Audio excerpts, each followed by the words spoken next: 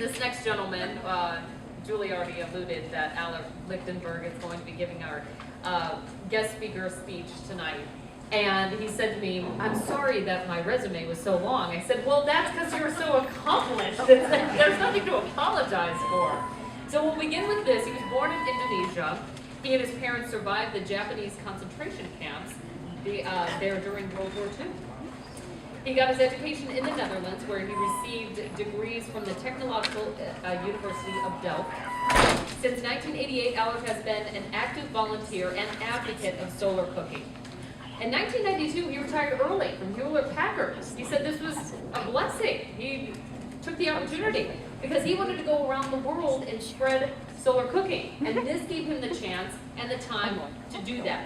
So he started with Nepal, where he was still going to this day.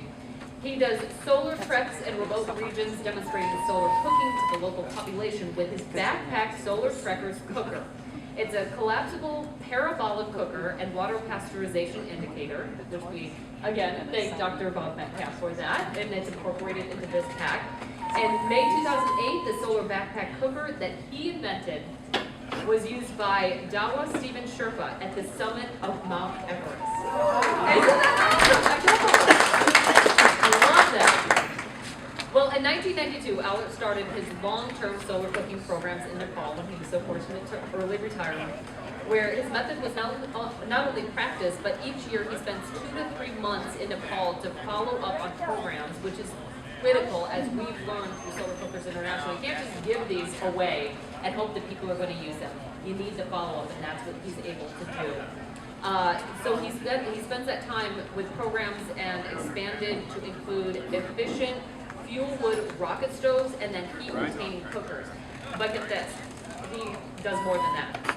He also furthered his integrated approach of green solutions and added solar dryers, solar efficient WLED lighting, sunrooms, solar showers, biomass briquettes, composting toilets, and vocational training on how to make these various devices. So it's not just going and showing these products, it's like, okay, when I leave, you can still make these.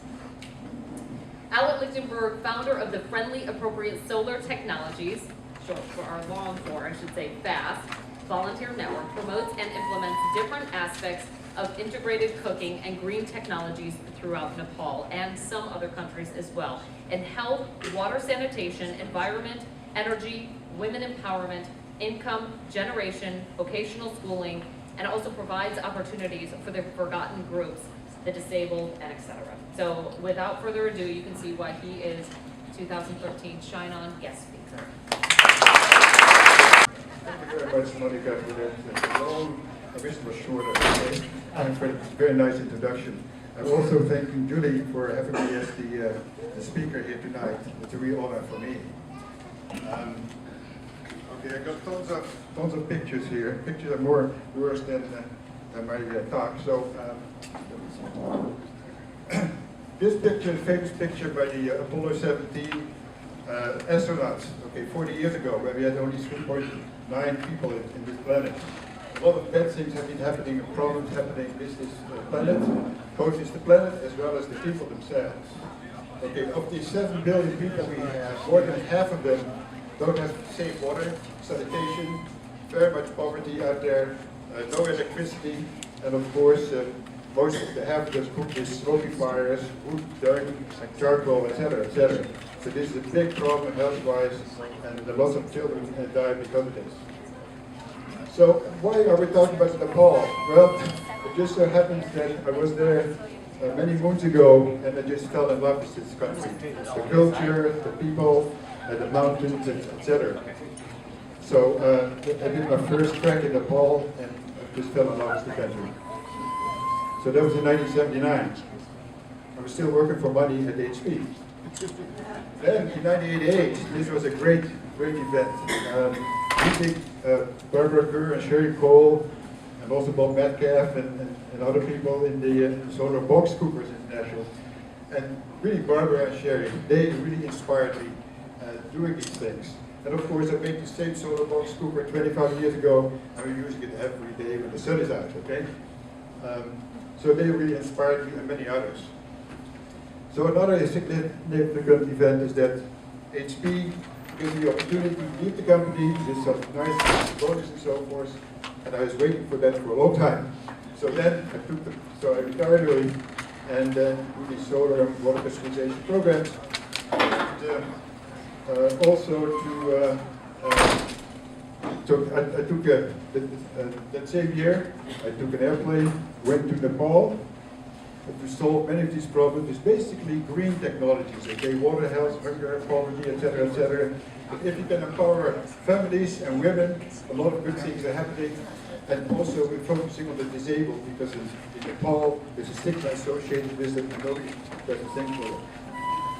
So the biggest problem I saw was, of course, women going far away, up to 100 pounds of fuel, okay? Deforestation and landslides is the problem. And also over these years I was there before, I actually documented the deterioration of the environment, taking pictures of the same spot from years before. Ice disappeared, it's over glaciers, retracting and so on. So I went to many different NGOs and international NGOs in Kathmandu. All of them said, oh, this is a great project, but we have our own priorities. But you pointed me to the Center of Rural Technologies, CRT. So I did my first solar cooking workshop there. Then we did the project in the pilot project in the remote area, and then they were interested in putting this into their program. And then, of course, we do a lot of demonstrations in the busiest cities and Durban Square and so forth. We've got a lot of television, radio, and this is good for actually creation that people know about this. So my strategy to get more going in Nepal, because solar cooker was not practiced in Nepal, I find champions. Barbara Kerr, she was one of the champions, a hero. But find other ones as well, and they can also develop champions as well. This can be people, or it can be organizations. So the Foundation of Sustainable Technologies, FOST, Simon Shrestha, he's one of those champions, and I've been working with him for the last 13 or 14 years here, and do many of the projects together. He's a great guy. Also the Basra Foundation and Martin Oldhoff, I started with him the solar cooking program in the remote refugee camps in Nepal, with 110,000 refugees. I got him started, but then he did all the work, and 100,000 refugees have access to solar cookers there. Okay, the problems, you all know about it, right? Open fire cooking, smoke, killing smoke, okay? Inefficient stoves, of course, and then women and children always exposed to it. So what happens? Many of these children fall into the open fire, and they're scarred for life. It costs a lot of money to get new skin on it. In Nepal, we don't have that. Also, you can get sparks on the sheds roofs here, and whole villages have been known to be wiped out because of fire, particularly in the tropical areas of Nepal. So the solution, you know, comes up every morning. We even have a T-shirt that says CI. The sun will do the job there. So in Nepal, people can get funding if they get this SK14 solar cooker, which is just as quickly as gas or electricity, or the box cooker on the right-hand side, which is not from cardboard anymore, but it is from wood on the outside, and it is a black box on the inside. Now you can also go high-tech. Now this is the Schaeffler cooker. This is a 9 square meter reflector with little mirrors there, and the focal point is right in the kitchen over here. It's going to cook for 50 students. This is the engineering campus in Kathmandu. They have 2 of them. And if you think this is fancy, but actually the sun, it follows the sun automatically, all right? Here you put them in parallel. 5 on one side, 5 on the other side, and then there is a steam pipe in the middle.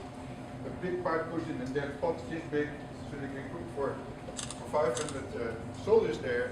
And actually, the Basra Foundation has one of these on their school and outside of Kathmandu. Okay, what do you do if there's no sunshine, right? Well, we heard it before. The rocket stove comes to your rescue. The way it is designed, because of the elbow pipe, it's insulated with ash. This is the type we do in Nepal. There's many other ones. And if you put a skirt around the pot, Then the flames go in between, squirting the pot, and makes it even more efficient. So 3 twigs of wood is enough to cook for a whole big family.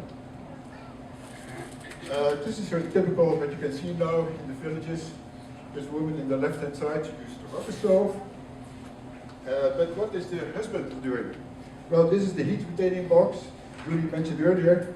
You bring the water to boil, then put in your rice, and put it in the box where the heat cannot go anywhere. And an hour later, your rice is done, and they do the same thing with the lentils.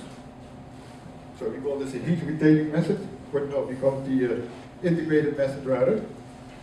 And in the remote regions, Nepal, we have the same thing, but the basket is in and out basket, and the rule is the installation. As we know, safe water is one of the biggest problems in the world. 1.2 billion people don't have access to it. Nepal is no different, because of fecal material getting into the ground, in the water sources, and the people die, as well as cannot do their economic work. I got this slide from Bob Metcalf, showing that you do not need to really boil water. If you bring it up to pasteurization temperature, put it to 49 degrees Fahrenheit, enough to kill all bacteria and viruses harmful to man. And the whoppie. I always have this whoppie in my pocket, so that I can talk to anybody who wants to talk to me. All right? This is such a big invention. You all know how this thing works, so I won't spend any time on that. But in Nepal, they don't have this polycarbonate tubing. Well, but in Nepal, they have these see-through ballpoint pens. So you cut those up. I donate this special wax powder, and voila, we will make these things in Nepal. So this is also the slide from Bob. I also use these IDEX tubes. You can take a sample in the field of water, then you keep it on your body for 24 hours, and then the next day, if it is yellow, it's contaminated, and if it is clear, it will be good. Of course, 90% of the water is contaminated in these countries. So what we do then next, we pasteurize the water the next day, do the same sort of test, and then the tube comes out clear. So that's a visual indication that pasteurization does work. So the solution is basically put your contaminated water in a cooker, solar cooker, or in Nepal we have different types of water pasteurizers.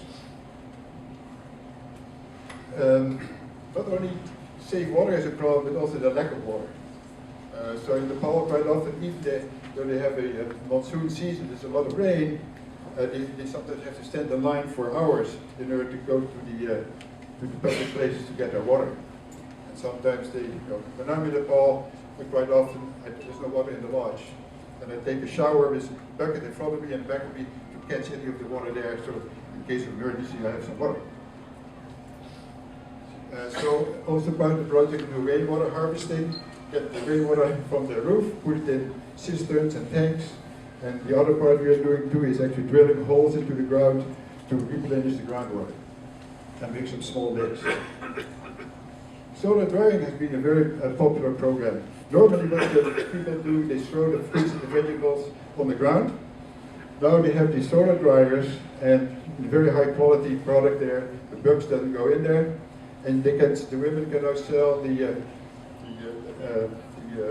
dried fruits and vegetables in the off-season when nobody else has these fruits and vegetables. So you really empower women. And if you empower women, a lot of good things are happening. Some different kinds of, there's a family dryer, and the other one on the right has some chimney in there so you get some more airflow in there and some more volume. Briquette making. I always have one briquette in my pocket. My pocket's not big enough, but these are the briquettes we are making in Nepal now, and we make them actually much bigger than this. So how is this, why do we have these? Normally, after the agricultural season is over, agricultural waste is burnt on the field. Now women collect that, as you can see there, and then we chop up the biomass in small parts, soak it in water, make some heavy soup out of it, and then press the water out of it in the leverage press, and then you have to dry it a little bit more in the sun. And women become micro-entrepreneurs. They actually hire other women to collect this biomass waste, and we actually won the BBC World Challenge Award, the second prize, So we did the matching grant with Rotary, and Sanukaji did most of the work in this one here. Solar lighting. Light is such a basic need. This fellow there, Muniraz, he makes these LEDs in his spare bedroom with his wife and the children, if he has a chance to sell some of them. And why is that? Because they normally use, in villages, they use kerosene lamps. They're explosive, they're toxic, and they can explode. And sometimes they use twigs of fire that light there. So it's really a pollution, big pollution problem. And so these LED lights, they are very efficient, as you probably know, and you have to use less batteries. And if you use the solar panel, then you don't have the problem of batteries all over the place in the remote areas, and batteries getting into streams. This is another type called a solar two-piece in Nepal. Two of those will have 4 hours of light with a small panel like this. Here the kids can do some homework if they're lucky enough to go to school, or the parents can do some work, other work. And here this house and wife put the solar two-piece outside, and then points the solar panel to the sun to recharge the batteries for the next day. Okay, how do we do this project? Okay, you have to create awareness in these villages. So we display all the different technologies I've been talking about. And there's some more I didn't really cover, like eco-toilets and things like that, but we do that too. So we try to assess if the village is interested in it. So we talk to the leaders in the village.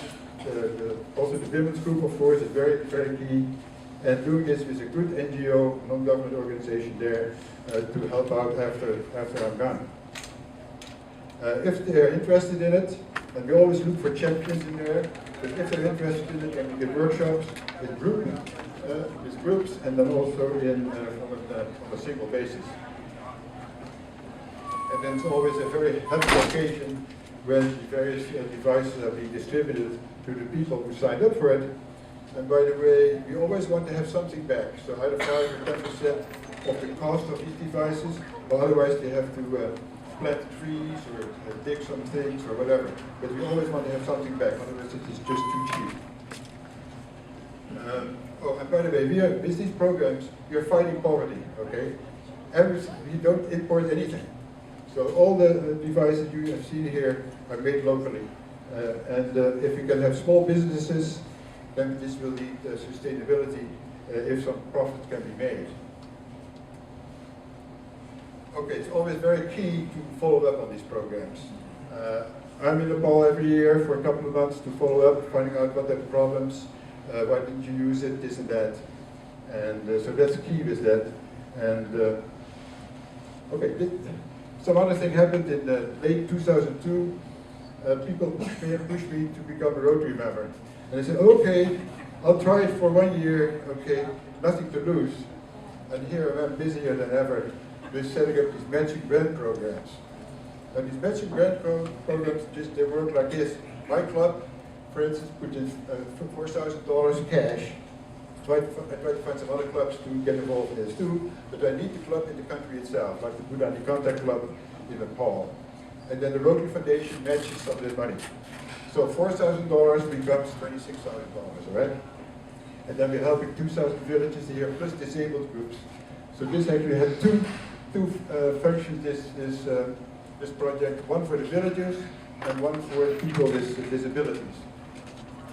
So we worked with the Shanti Seva organization here, who takes people with epilepsy patients and others that are on the street and provided income generation with artwork and weaving and things of that nature.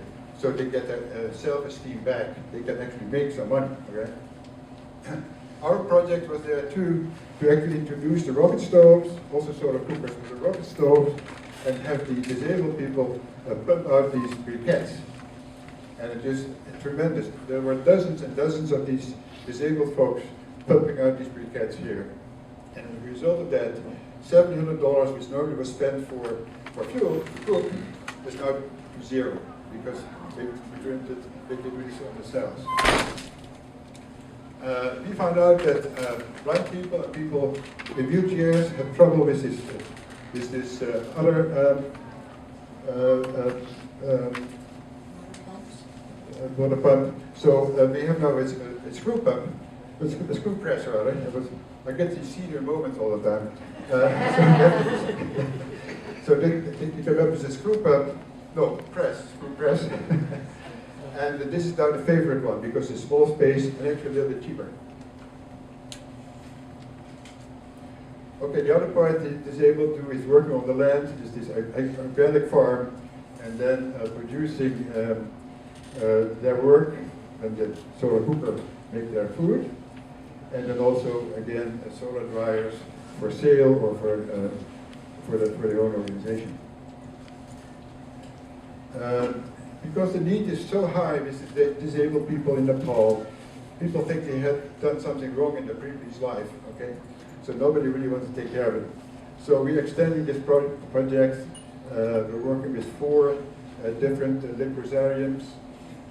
These are really the forgotten people. You know, you feel very, very sad, and your heart breaks when you see the situation they live there.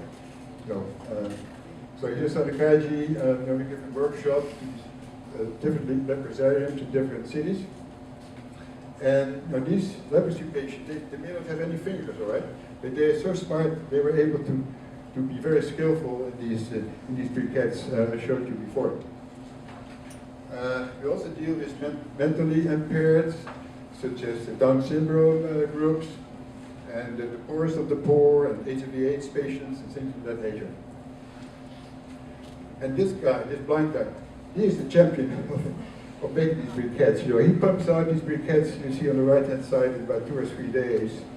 And these are being sold now on the regular market, but also supermarkets and even to restaurants.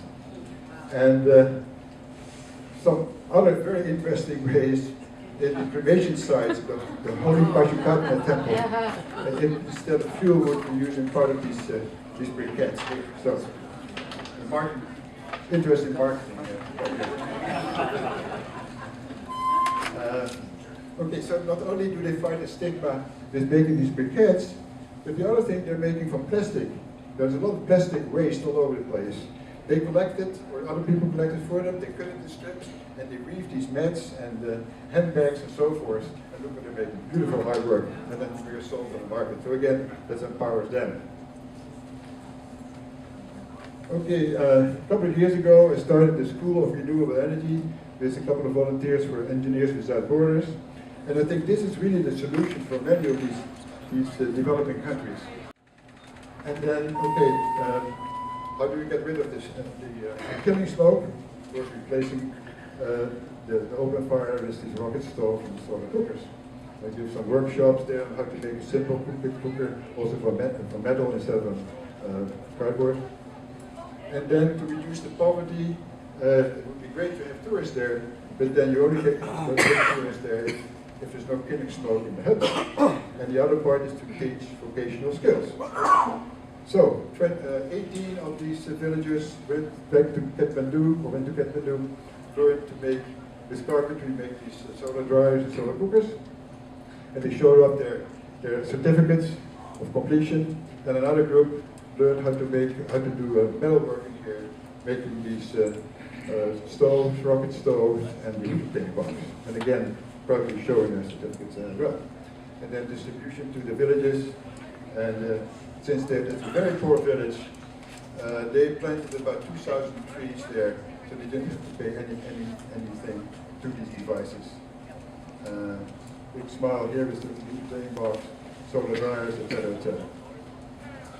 So very successful. Actually, what happened is that one of these villages became a real big businessman, not really big, but he was able to make all these devices, and he is now making some of the devices for the Foundation of Sustainable Technologies, but they had a problem in supplying some of these devices because there was a flood. After I retired from HP, I immediately started also promoting eco-tourism, eco-lodges. So on the left-hand side, you see sunrooms. You can sit in your basic suit there, where on the outside it is freezing cold. So so the heat can actually go also into the lodge. And unfortunately, tourists want to take showers all the time. Okay? So solar water heating is the solution there, and they are now sort of mainstream on the trekking routes.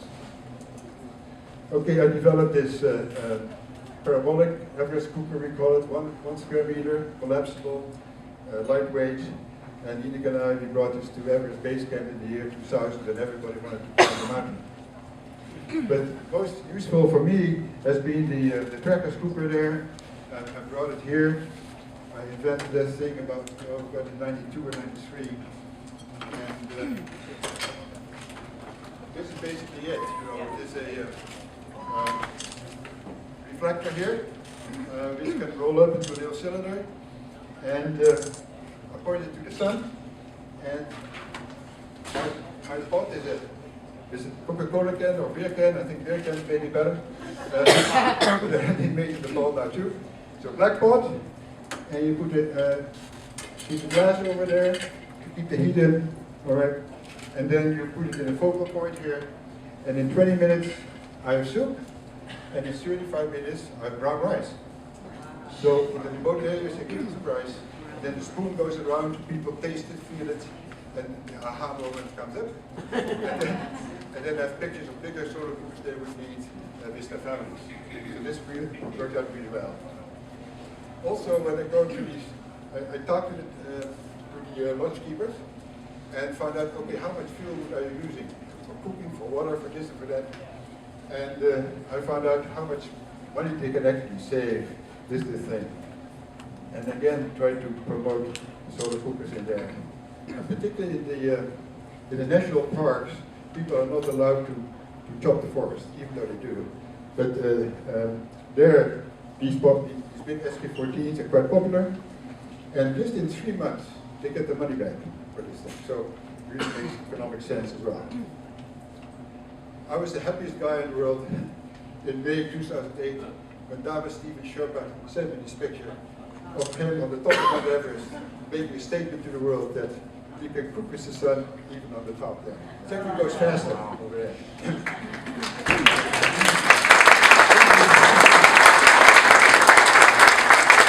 And he's also champion because he's the climate representative for Nepal, and he's only 30 years old. And we're doing some other things in the eco buildings and stuff. Okay, we need to work on the new generation. So a number of these projects in the schools, teaching them hands-on sort of green and solar technologies. I started this event there. And then we demonstrate at the school, but we also have the parents come over there, so they know about it. And then we also demonstrate in public places as well. And then we teach the teachers on how to make these things and how to cook and water pasteurize as well. And we also deal with other green things like waste generation and sanitation and stuff like that. And here the kids make, this is like STEM, science, technology, engineering, and math. You make it much more interesting if you can have some applications for that. So here you maybe some water heater there and some solar cookers. Rotary Act clubs in Nepal all over the world. Those are young professionals who just come out of college. They want to do some good in the world. So I challenge them to solve Nepal's basic problems in energy, etc., etc. I mentioned before. And also what we do is make these cookers here, and then hopefully they will tell other people about it.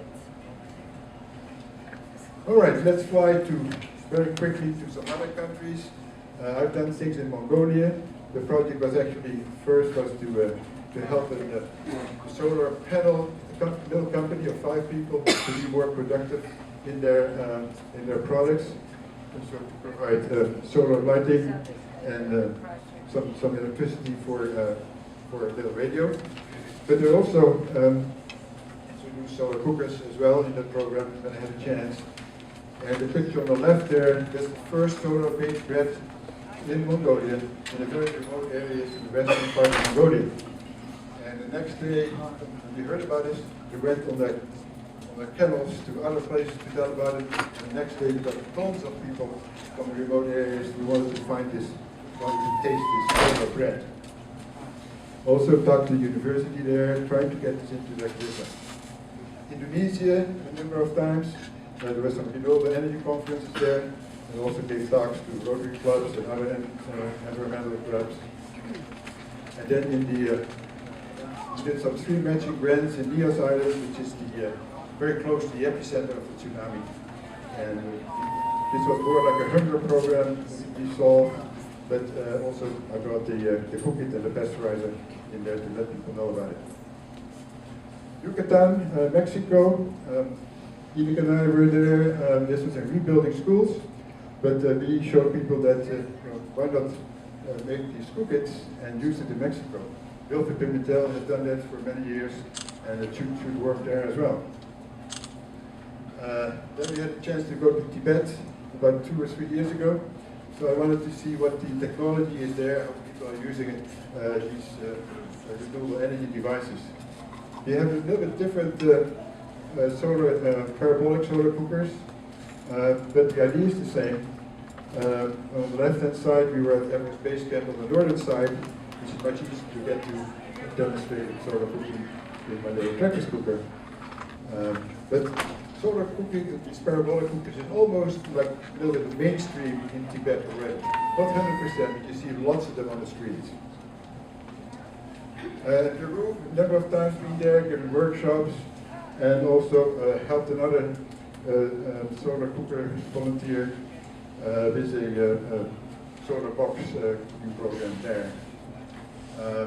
We also did the Machu Picchu trek together by ourselves, demonstrating with the surface cooker that you can cook with the sun.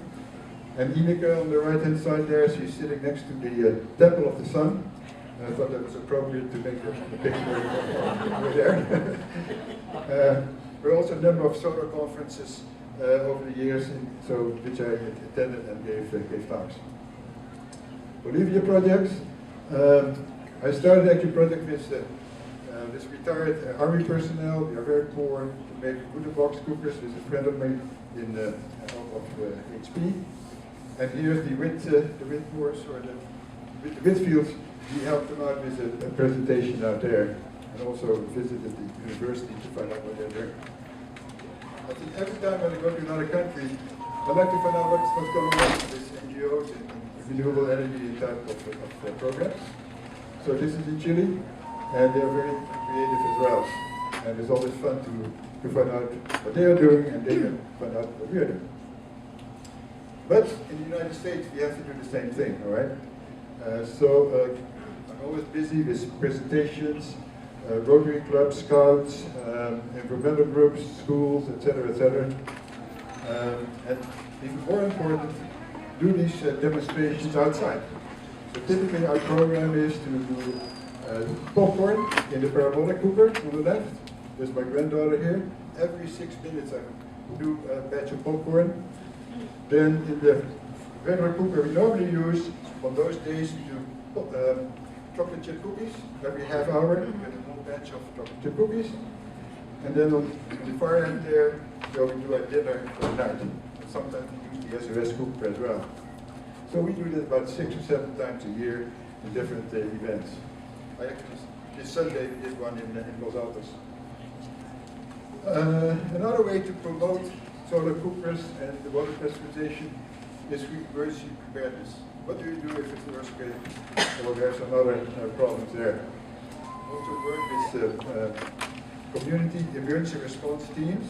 I want them to have the solar cookit or the solar cooker for that matter and the WAPI into their kit. And I'm trying to get the Red Cross involved in this, but it's a little bit hard to.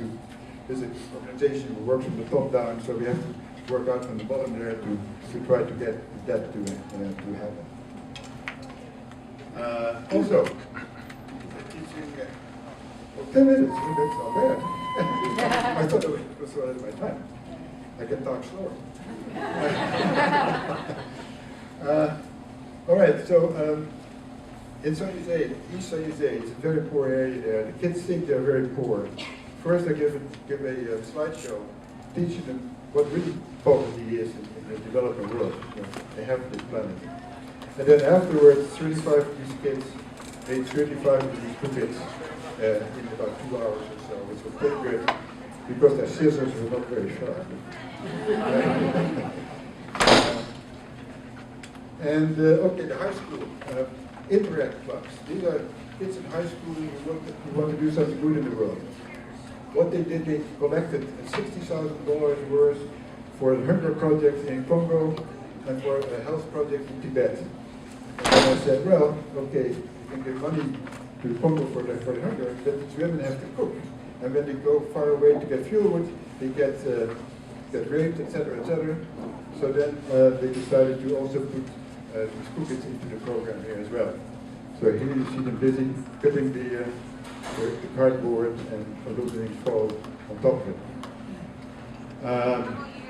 This is, okay, the prayer flags in Nepal. So we're going back to Nepal now. And I thought, and then, namaste. Thank you for listening. And I didn't know that I had 10 minutes. So, ask for questions. Let me see if I have anything here. Oh, this might be of interest too. Talking about champions, this is a fellow here I'm working with now who has an eco-village, okay, and it services disabled kids and also very poor villagers around there. So they do have biogas for cooking, they have the big Scheffler cooker for cooking, they have solar electric, they have little hydropower, etc. So I'm working with them and said, okay, how about putting vocational training in there? So then the next year I come, we have some rooms in there where they teach people and the kids how to make carbon-free metalwork and electric. The next year I came and said, why don't you introduce the cat making? So the next year, that's what they did as well. So my goal is really centers of excellence now. There's an organization, about 6 or so, I feel comfortable working with. Not everybody has the same technologies, but sharing with each other and then taking some of these other technologies they don't have into their programs, and then maybe we can talk with a bigger voice to eventually to the government, which so far has not done a darn thing for the country, and probably will not do for a long time. So that's one of my champions as well. This is the Basra Academy I talked to you earlier, with the Scheffler cookers. There's 5 Scheffler reflectors on one side, 5 on the other one. And he also puts the biogas in there, the income generation program, and the briquette making, which he did not have before, and teaching the kids how to make these things. So again, trying to broaden the technology out there. And basically what we're doing is the United Nations Development Goals. Okay? The 8 one of them. 5 minutes already. Basically, so all these technologies I mentioned to you service the United Nations Development Goals. So I'd like to see more spreading of different technologies. So maybe I should. Well, this is in the refugee camps. I visited them. So 100,000 people now have access to solar cookers in there. First 4 families had to share 1 cooker, then 2 families had to share 1 cooker, and eventually one family had to share 1 cooker. That's so maybe I should stop talking. And if you have any questions, I'll be happy to hang around for as long as you want. So thank you.